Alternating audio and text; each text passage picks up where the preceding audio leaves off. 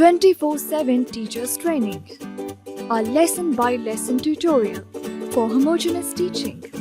We are an EdTech textbook publishers.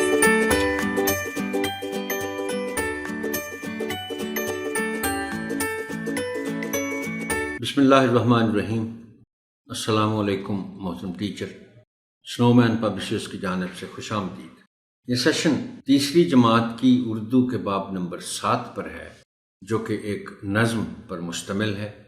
نظم کا عنوان ہے عرض پاک. آئیے ایک نظر ڈالتے ہیں حاصلات تعلم پر. سبق کی تکمیل کے بعد طلبہ اس قابل ہو جائیں گے کہ نظم کو درست تلفظ، لے اور روانی سے پڑھ سکیں، فطرت سے متعلق موضوع پر دی گئی نظم سے لطف اٹھا سکیں، سوالات کے درست جوابات لکھ سکیں، استفہامی، اقراری اور انکاری جملوں کو ایک دوسرے میں تبدیل کر سکیں، کوئی تصویر دیکھ کر اس کے بارے میں عبارت تحریر کر سکیں، اردو میں لکھی ہوئی کسی بھی عبارت کو سمجھ کر اس کا خاموش مطالعہ کر سکیں. بچوں کو نظم کے عنوان تک لے جانے کے لیے اور ان کی کتابیں کھلوانے سے پہلے آپ ایک موزوں تمہید اٹھائیں گے، نظم کے عنوان کا اعلان کریں گے اور پھر کتابیں کھلوائیں گے. تمہید اٹھانے کے لیے درج ذیل نکات پیش ہیں، تاہم یہ حرف آخر نہیں ہیں. بہتر سے بہتر تمہید کے لیے آپ کی فکری جستجو جاری رہنی چاہیے. درج ذیل سوالات کی مدد سے تمہید اٹھائیں. محترم ٹیچر، یہ چونکہ نظم ایک ملی نغمہ سمجھ لیں یا حب الوطنی پر مبنی نظم سمجھ لیں، اس کی تمہید کے لیے آپ کو بہرحال ابتدا ملی نغمے سے ہی کرنا پڑے گی. پہلا سوال ہے کہ ملی نغمے سے کیا مراد ہے؟ یہ چونکہ تیسری جماعت ہے، بچوں کو کچھ نہ کچھ سمجھ ہوتی ہے نغمے کی.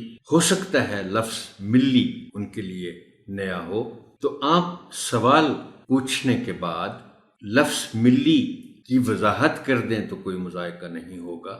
آپ ان کو بتا سکتے ہیں کہ ملی لفظ ملت سے ہے اور ملت کے معنی قوم ہے. اگر وہ نہ بھی جواب دے سکیں تو انہیں آپ بتا دیجیے گا کہ ملی نغمے سے مراد ہے کوئی ایسا گیت، کوئی ایسی نظم، کوئی ایسا نغمہ جس کا تعلق وطن کے ساتھ ہو، ملت کے ساتھ ہو، قوم کے ساتھ. اگلا سوال ہے کہ ملی نغمے کیوں لکھے جاتے ہیں؟ اس سوال کے جواب میں بھی عین ممکن ہے کہ کچھ بچے خاموشی کا مظاہرہ کریں. کیوں لکھے جاتے ہیں؟ تو اس کا جواب آپ انہیں یہ بتائیے گا کہ ملی نغمے، قومی نغمے وطن کے ساتھ محبت کا اظہار کرنے کے لیے لکھے جاتے ہیں. ملی نغمے سب سے زیادہ کس دن گائے جاتے ہیں؟ تو جواب اس کا ہے یوم آزادی پر. پھر آپ سوال ان سے پوچھ رہے ہیں کہ چند مشہور ملی نغمے کون سے ہیں. ایک طویل فہرست ہے ویسے تو، لیکن بچے ضرور کسی نہ کسی نغمے کا ذکر کریں گے کہ یہ مشہور ملی نغمہ ہے.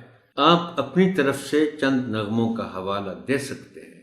مشہور ترین نغموں میں شامل ہے ایک نغمہ دل دل پاکستان، جان جان پاکستان. پھر آج کل کے جو نغمے ہیں ان میں یہ زیادہ پرانے نہیں ہیں، آج کل کے زمانے کے ہی نغمے ہیں اور بہت مشہور ہوئے ہیں.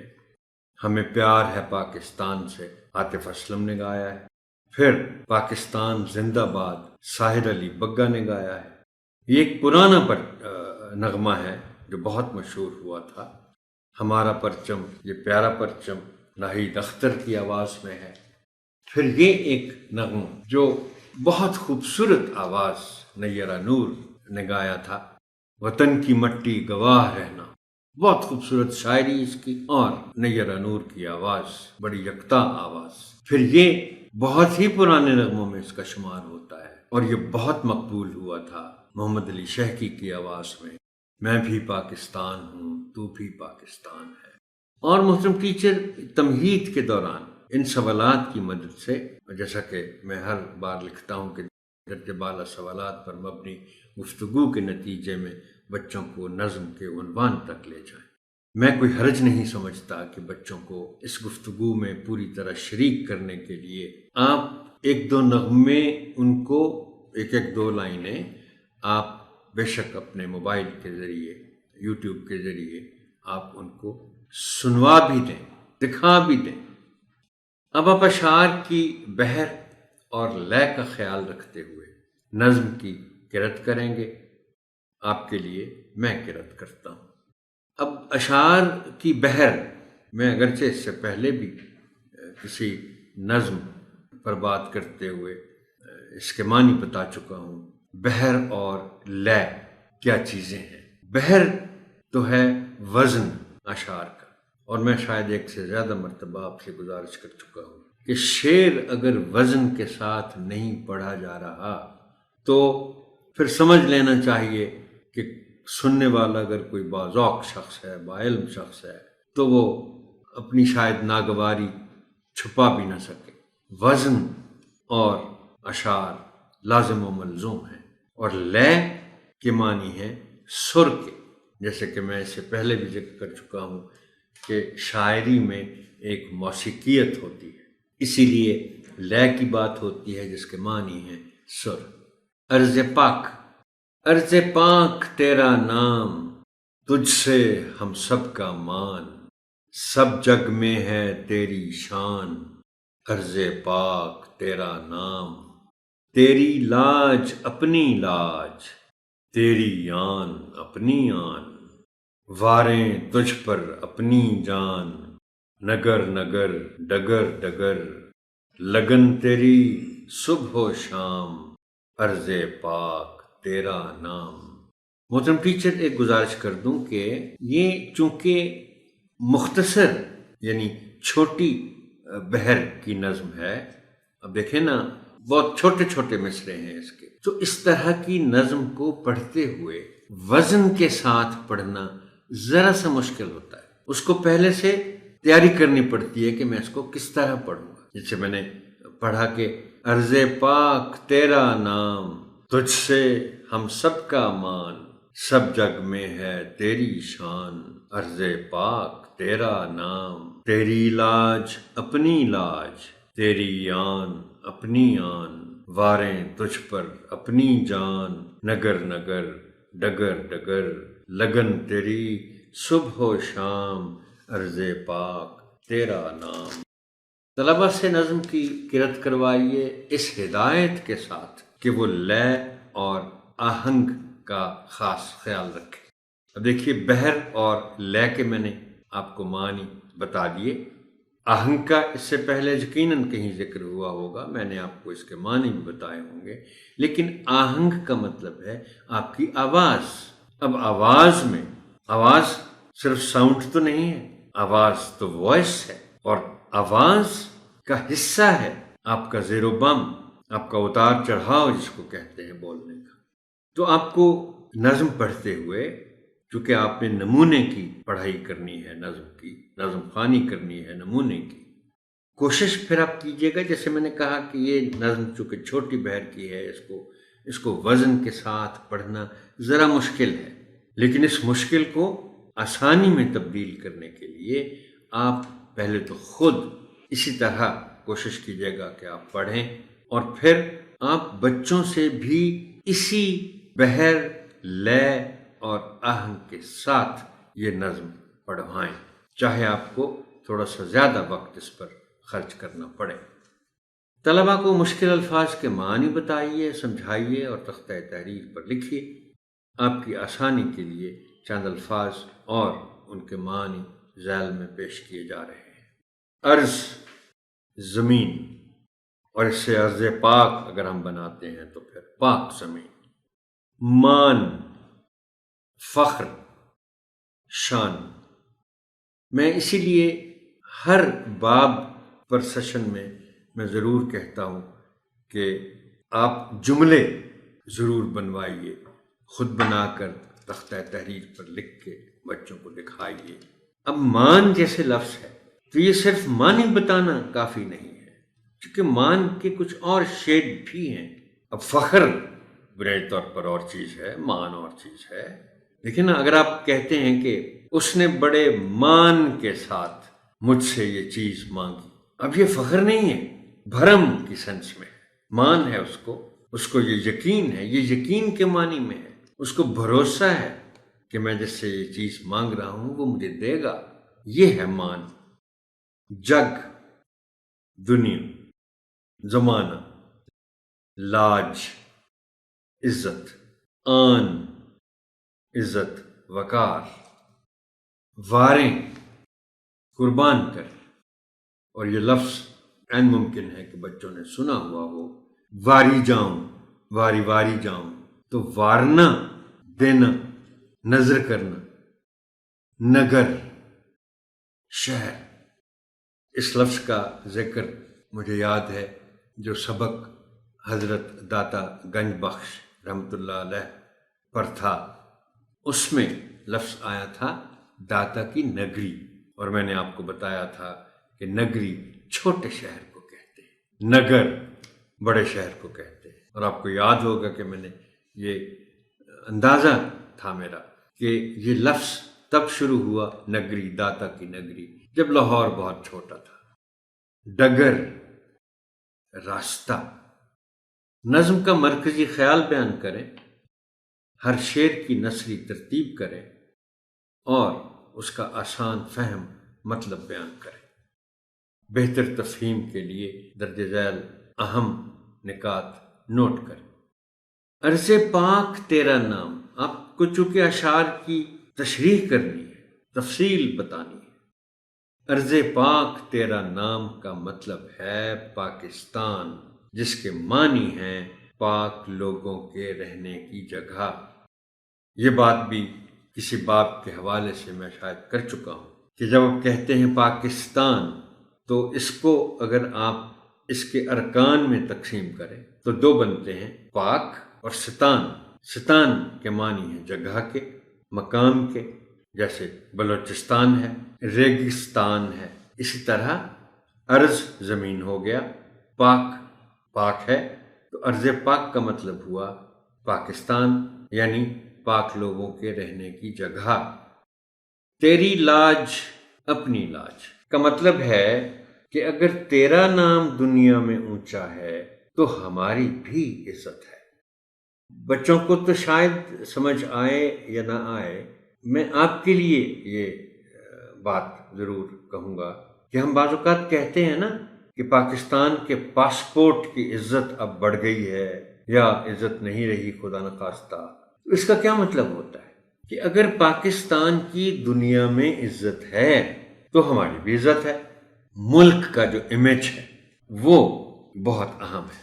ملک کے بارے میں اگر اچھی باتیں دنیا میں ہو رہی ہیں تو اس ملک کے رہنے والوں کے بارے میں بھی اچھی باتیں ہوں گی۔ یہ ہے اس کا مطلب کہ ملک کی عزت اور اس ملک کے رہنے والوں کی عزت یہ لازم و ملزوم ہے، دونوں ایک دوسرے کے ساتھ جڑے ہوئے ہیں۔ لگن تیری صبح و شام کے معنی ہیں کہ ہم رات دن تیرے بارے میں ہی سوچتے ہیں۔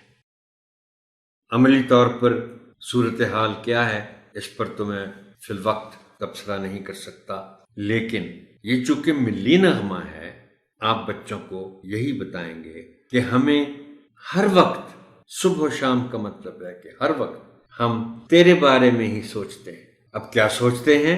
ہم تیری خدمت کیسے کریں، تیرا نام دنیا میں اونچا کیسے کریں، ہم اپنے وطن کا جھنڈا بلند کیسے رکھیں، ہم کیا کیا کریں کہ اس کی وجہ سے ملک کا نام روشن ہو، دنیا کے دوسرے ممالک جو ہیں وہ میرے ملک کا نام عزت کے ساتھ لیں۔ تو یہ ہے اس کا مطلب کہ لگن تیری صبح و شام۔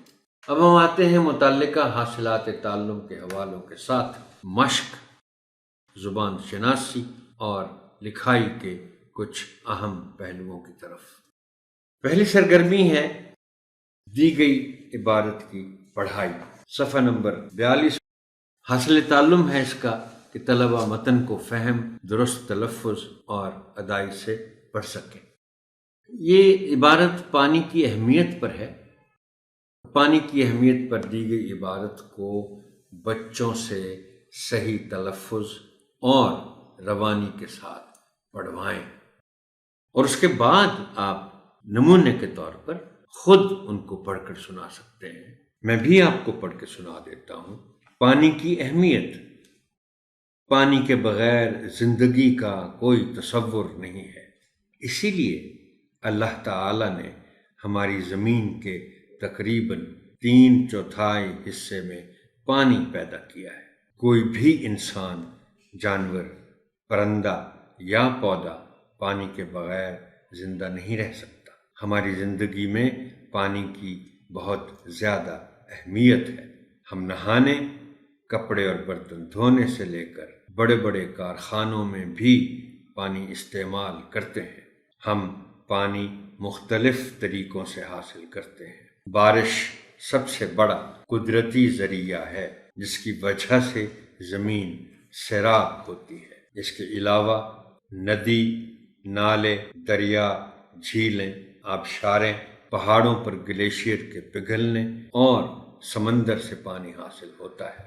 پانی کے اندر بھی اللہ تعالی نے ایسی مچھلیاں پیدا کی ہیں جو پانی میں ہی زندہ رہ سکتی ہیں۔ پانی میں کشتیاں چلتی ہیں جو آمد و رفت کا قدرتی ذریعہ ہے۔ ایک صحت مند انسان کو دن میں کم از کم 8 گلاس پانی پینا چاہیے۔ پانی بہت قیمتی چیز ہے، اسے ضائع ہونے سے بچانا چاہیے۔ بلا وجہ پانی نہیں بہانا چاہیے۔ پانی کا نل استعمال کرنے کے فوراً بعد بند کر دیں۔